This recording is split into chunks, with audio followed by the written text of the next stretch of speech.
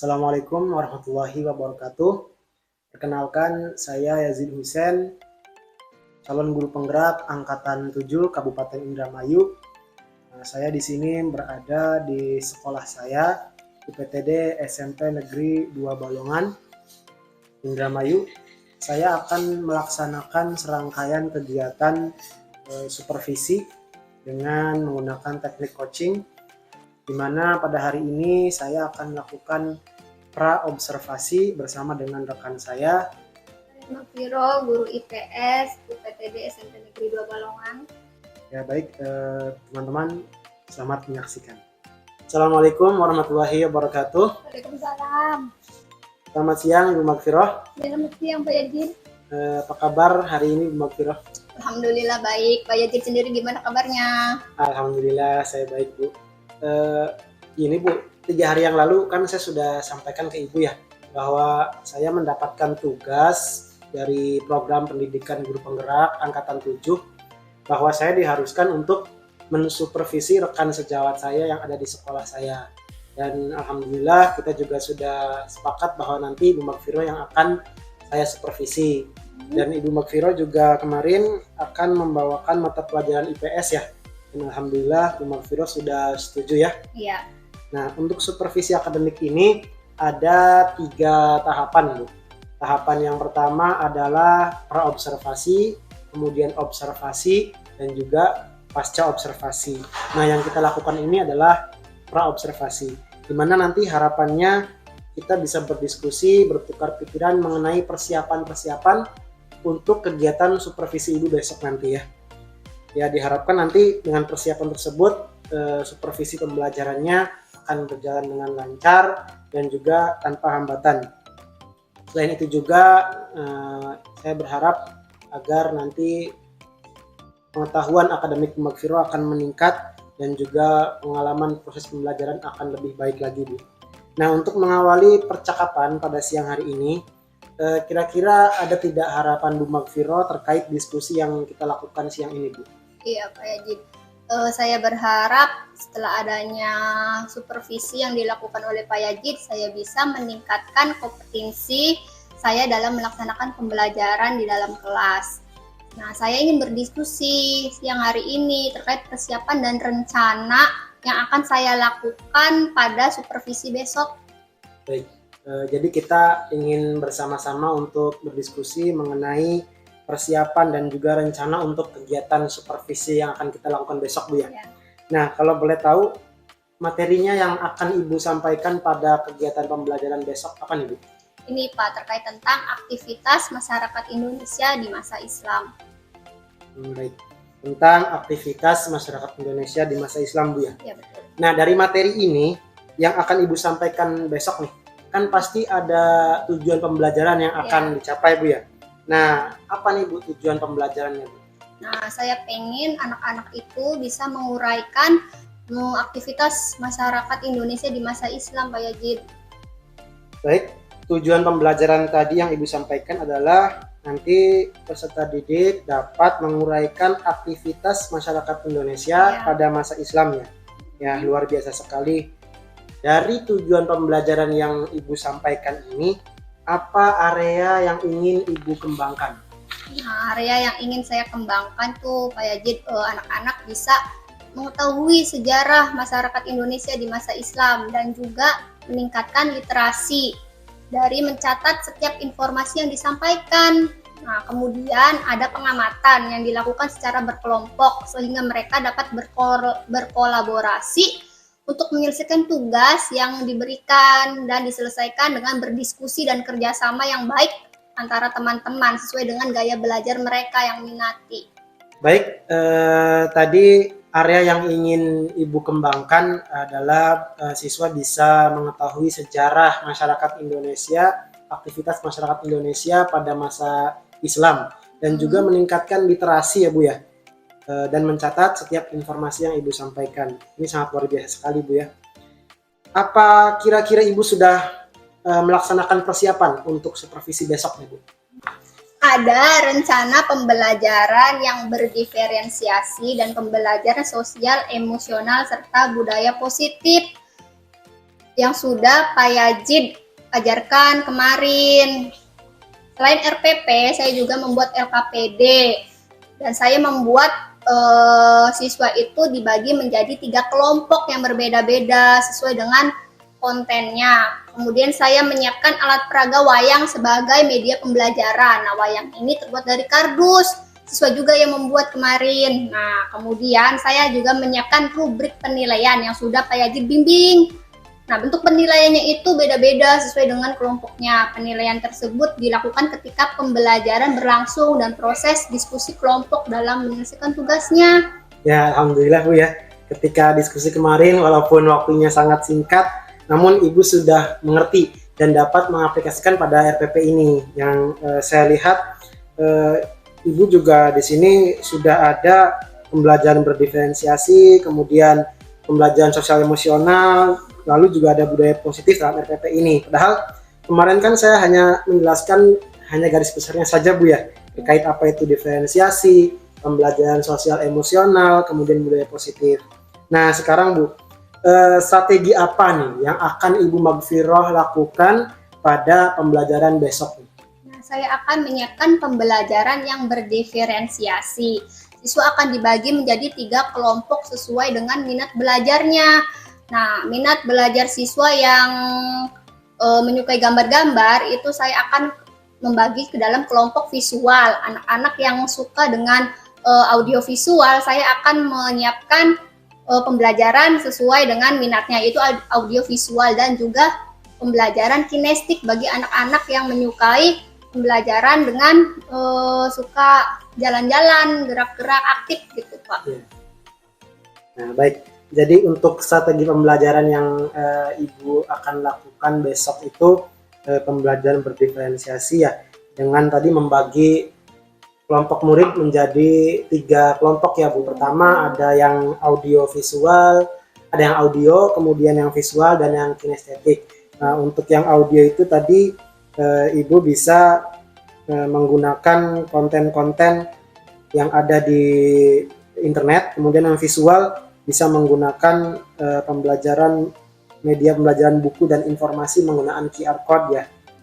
Baik, luar biasa sekali Bu rasanya setelah saya mendengar persiapan-persiapan yang Ibu Magfiroh akan lakukan untuk kegiatan besok, mulai dari strateginya, kemudian alatnya, lalu media pembelajarannya. Nah, selain yang sudah Ibu sampaikan tadi, apakah masih ada yang ingin Ibu tambahkan untuk persiapan besok, Ibu? Dari semua yang sudah saya susun, masih ada yang saya khawatirkan. Oh, jadi dari semua yang tadi Ibu sudah susun tuh, luar biasa sekali Bu ya. Tapi masih ada yang Ibu khawatirkan nih. Apa itu Bu? Nah, ini yang saya khawatirkan itu tentang disiplin waktu. Mengenai disiplin waktu Bu ya. Nah, mengenai disiplin waktu ini, apa nih yang menjadi hambatan buat Ibu Magfiroh nih? Nah, karena nanti di kegiatan pembelajaran itu kan ada diskusi kelompok. Tentunya diskusi kelompok itu membutuhkan waktu yang lama ya Pak ya. Nah, itu saya takutnya pembelajaran belum selesai, tetapi waktunya sudah habis. Nah, nanti itu udah jam istirahat. Betul. Jadi Ibu nih khawatir dengan tugas nanti yang Ibu berikan ketika KBM nanti saat siswa berdiskusi itu nanti tidak selesai gitu Bu ya, karena membutuhkan waktu yang cukup lama, sehingga nanti presentasi yang akan siswa lakukan, yang akan murid lakukan itu tidak keburu sehingga akan teralihkan gitu Bu ya. Jadi apa yang akan Ibu lakukan untuk tadi menanggapi hal tersebut? Nah, saya pengen diskusi dengan Pak Yajid nih, gimana kalau diskusi kelompoknya itu di minggu depannya saja, di pertemuan selanjutnya, gimana Pak Yajid? Ya, kalau menurut saya sih bagus seperti itu Bu ya, bagus. Jadi nanti Ibu nih akan membimbing siswa dalam kelompok sesuai minatnya, kemudian nanti murid diminta mempresentasikan untuk pertemuan berikutnya gitu Bu ya? Iya betul, agar siswanya juga lebih maksimal gitu Pak. Benar. Nah, untuk semua persiapan nih, untuk semua persiapan tadi yang sudah Ibu sampaikan, ada sedikit hambatan tadi ya. Nah, adakah seseorang atau siapa gitu Bu yang bisa Ibu mintai tolong atau yang akan Ibu mintai tolong agar pembelajaran nanti bisa berjalan dengan lancar dan disiplin gitu? Iya Pak, betul. karena ini kan pembelajaran di dalam kelas ya Pak ya. Saya tentu pengen kerjasama dengan siswa agar dapat disiplin waktu, sehingga ketika berdiskusi kelompok murid dapat maksimal dengan waktu yang diberikan dengan baik. Baik, karena ini kan dilakukan berhubungan dengan murid ya kegiatan ini, maka Ibu tadi akan meminta kerjasama dengan murid ya Bu ya, untuk agar murid dapat disiplin waktu sehingga proses diskusi tadi dapat dimaksimalkan dengan waktu yang ada, dan juga dapat menyelesaikan tugas yang diberikan oleh Ibu kepada murid dengan baik. Ya, luar biasa sekali nih Bu. Kira-kira kapan rencana ini akan Ibu Magfirah laksanakan?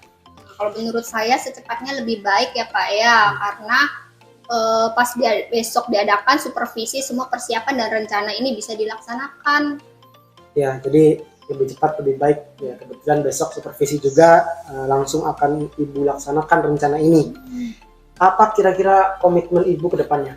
Nah, komitmen saya itu pengen melaksanakan segala rencana-rencana ini sesuai dengan apa yang sudah saya rencanakan dan persiapkan, yaitu penerapan pembelajaran berdiferensiasi dan pembelajaran sosial, emosional, dan budaya positif di dalam kelas. Kemudian menggunakan LKPD untuk mempermudah penerimaan materi dan tugas murid sesuai dengan minat belajar murid.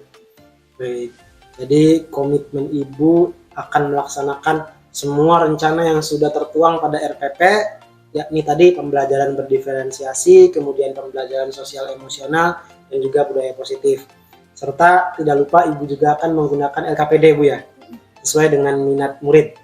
Luar biasa sekali Bu ya. Baik Bu Magfirah, dari semua yang tadi sudah kita obrolkan tuh dari awal ya, bisakah Ibu Magfirah memberikan kesimpulan nih dari yang sudah kita diskusikan, mulai dari persiapan, kemudian strategi, hambatan, dan solusinya. Bisa tidak Ibu menceritakan kesimpulannya? Nah, kesimpulannya untuk kegiatan supervisi yang akan dilaksanakan besok, saya akan menggunakan pembelajaran berdiferensiasi dan pembelajaran sosial, emosional, dan budaya positif. Nah, untuk mendukung pembelajaran besok, saya akan menggunakan LKPD.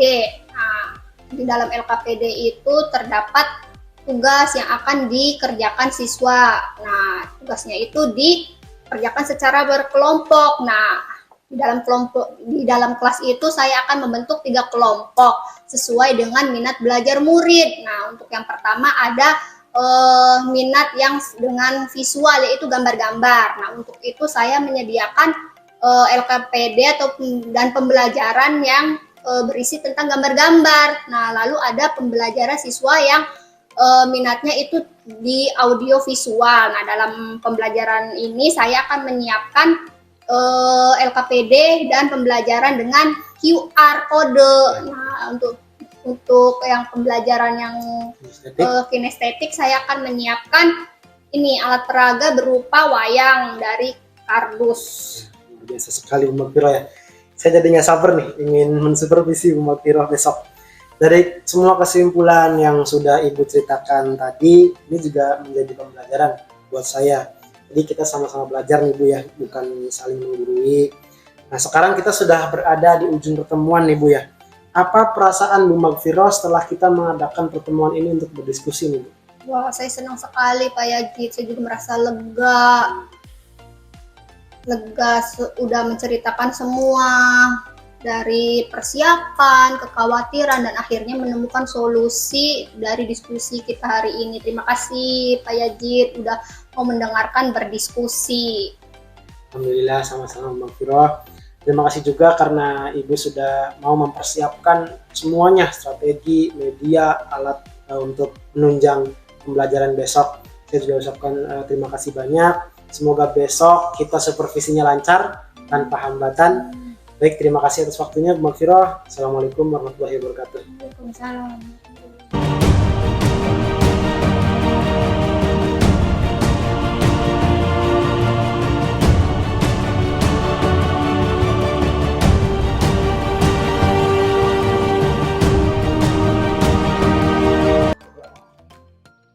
Assalamualaikum warahmatullahi wabarakatuh.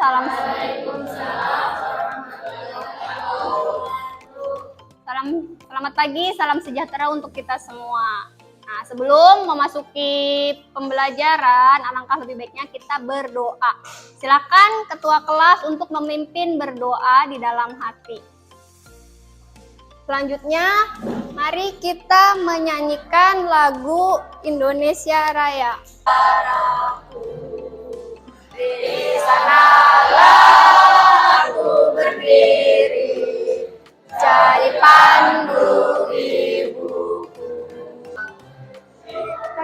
Merdeka, merdeka, tanahku, negeriku yang ku cinta. Indonesia Raya, merdeka, merdeka, hiduplah Indonesia Raya. Oke, sebelum memasuki pelajaran hari ini, apakah kalian masih ingat materi minggu lalu? Kemarin. Sekarang kita akan belajar tentang aktivitas masyarakat Indonesia di masa Islam. Kita harus belajar materi aktivitas manusia di masa Islam. Nah, kita tahu ya, ibu, kalian, dan teman-teman kita yang lain, guru-guru yang lain, dan TU itu semuanya beragama Muslim, ya kan? Islam. Jadi dengan mempelajari materi hari ini, kita bisa tahu bagaimana sejarahnya agama Islam itu bisa sampai ke Indonesia, ke Nusantara, sampai akhirnya kita bisa memeluk agama Islam, dan tokoh-tokohnya siapa saja yang menyebarkan agama Islam di Indonesia. Itu ya, pentingnya kita belajar materi hari ini. Dan tujuan pembelajaran hari ini yaitu kalian bisa menguraikan aktivitas masyarakat Indonesia di masa Islam. Kalian perhatikan gambar di layar papan tulis ya, di PPT wilayah-wilayah. Peta apa ini? Peta Indonesia, negara kita tercinta. Nah, bagaimana sih awal dari masuknya agama Islam di Indonesia ini ya, letak geografis Indonesia yang letaknya sangat strategis menyebabkan pengaruh budaya asing mudah masuk ke Indonesia. Nah, coba kalian perhatikan lagi gambar yang ada di layar ya. Di sini ada tulisan masyarakat Indonesia pada masa Islam. Nah, ini adalah masjid, gambar atapnya ya, Masjid Demak. Atapnya berbentuk apa? Berbentuk tumpang. Nah, di sini merupakan bentuk akulturasi budaya yang merupakan salah satu cara penyebaran agama Islam di Indonesia, yaitu melakukan akulturasi, percampuran budaya asli Indonesia yang lebih dulu, yaitu ada Hindu, dan dimasukkan dengan unsur-unsur agama Islam. Oke, selanjutnya Ibu akan ada tayangan video yang akan menjelaskan aktivitas masyarakat pada masa Islam. Tanah kelahirannya yaitu Arab atau Mesir. Hal ini berdasarkan bukti Islam. Bukti lain tentang masuknya Islam pada abad ke-7 Masehi adalah catatan dari dinasti Tang Sin Tangsu yang menyebutkan bahwa pada tahun 674 Masehi telah ada perhubungan pedagang Arab. Dia mengatakan bahwa Islam yang masuk ke Indonesia berasal dari Persia. Transit tersebut antara lain perayaan sebelum Muharram atau Asyura sebagai tradisionalisme Berdonier yang menyatakan bahwa Islam masuk ke kepulauan Indonesia berasal dari Gujarat, India sekitar abad ke-13 Masehi. Pendapat senada dikemukakan oleh Mokwe, ilmuwan Belanda yang menyatakan bahwa Islam masuk ke Indonesia sekitar abad ke-13-14 Masehi. Penentuan waktu itu didasarkan bukti lain tentang masuknya Islam pada abad ke-13 adalah catatan Marco Polo yang singgah di Sumatera dalam perjalanan pulangnya dari Cina pada tahun 1292 Masehi. Bahwa Islam yang datang pada abad ke-7 Masehi berasal dari. Nah, selanjutnya setelah kalian melihat tayangan video tadi tentang sejarah masuknya Islam ke Indonesia, selanjutnya yaitu tentang bagaimana media penyebaran agama Islam di Indonesia sehingga bisa diterima masyarakat Indonesia sampai saat ini. Yang pertama ada melalui bahan wayang kulit.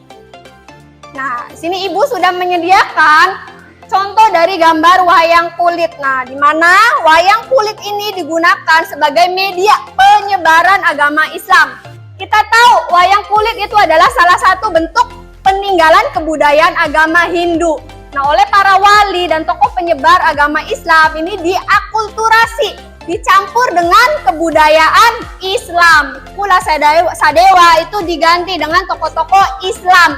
Begitu pula dengan alur ceritanya. Selanjutnya kita akan relaksasi sejenak. Kalian dimohon untuk memejamkan mata selama 1 menit dan hilangkan semua penat, kegelisahan, masalah ya, agar kita bisa merefresh pikiran kita.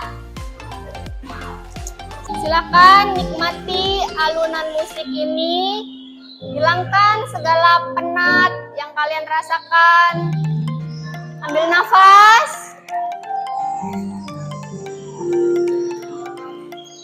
Hembuskan perlahan. Tenangkan pikiran kalian. Tujuan kalian sekolah, cita-cita yang ingin kalian gapai, senyum orang tua kalian.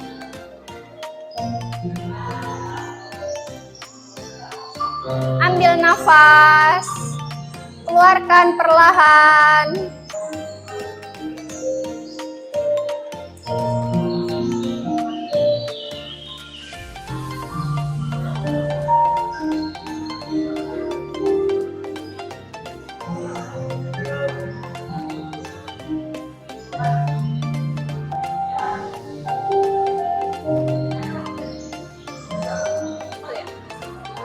Selanjutnya, Ibu akan membagi kalian ke dalam 3 kelompok ya.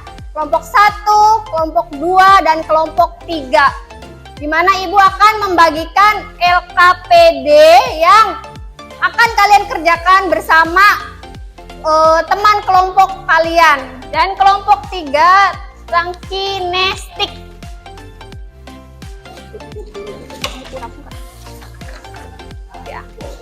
Nah, untuk kelompok 1 kalian bisa melihat gambar yang ada pada LKPD dan silakan kalian kerjakan bersama tim kalian.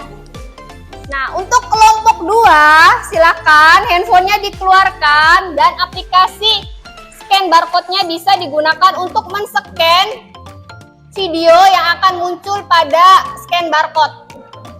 Dan untuk kelompok 3 kalian silakan gunakan alat media wayang kulit untuk mengerjakan LKPD yang terdapat di kertas ini ya. Berhubung kita dibatasi oleh waktu dan waktu diskusi kalian sudah selesai, menampilkan gambar ataupun bentuk laporan tulisan. Untuk kelompok 2 silakan kalian membuat bisa video, bisa podcast ya untuk laporan hasil diskusi kalian. Nah, untuk kelompok 3 kalian menyajikan laporan hasil diskusi kelompok kalian dengan cara presentasi ke depan kelas dengan menggunakan media wayang kulit sebagai bentuk hasil diskusi kelompok kalian. Nah, untuk selanjutnya kalian bisa mengisi feedback yang sudah Ibu kirimkan ke dalam grup WhatsApp kelas kalian. Kalian bisa memberi masukan dan saran untuk pembelajaran minggu depan dan selanjutnya. Membaca doa. Silakan ketua kelas untuk memimpin teman-temannya berdoa di dalam hati. Ya Anis, terima kasih sudah memimpin teman-temannya. Untuk pembelajaran kali ini Ibu cukupkan sampai di sini. Selamat bertemu di pembelajaran selanjutnya. Wassalamualaikum warahmatullahi wabarakatuh. Waalaikumsalam.